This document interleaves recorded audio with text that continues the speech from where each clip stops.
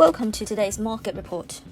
Global stocks fell on Thursday as investors sold risky assets due to concerns about possible recession and the Russian-Ukraine war, and oil prices plunged over $5 per barrel as Washington contemplated releasing more U.S. emergency oil reserves.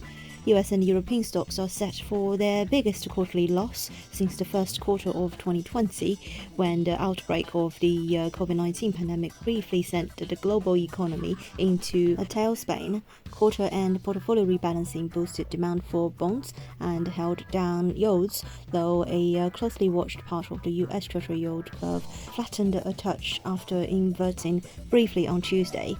Can we escape the fate of low or negative returns in 2022 if 10-year Treasury yields drop below 2 years? Possibly, but not if geopolitical risks and their effect on oil prices continue or grow. The MSCI was down 0.68%, Stoxx 600 eased 0.94%, Dow Jones fell 0.58%, the S&P fell 0.49%, while the Nasdaq shed 0.63%. For the quarter, the S&P 500 is on track for a 3% drop, its steepest quarterly decline in 2 years. Europe's Stoxx 600 is headed to drop more than 6%, which would be its biggest quarterly drop since the start of 2020, when it plunged 23%.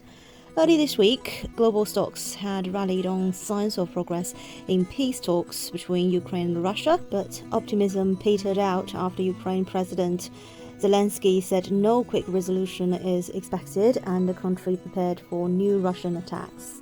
In Europe, inflation data showed record high price rises in France in March and a 7% year-on-year rise in Italy following elevated readings from Germany and Spain a day earlier.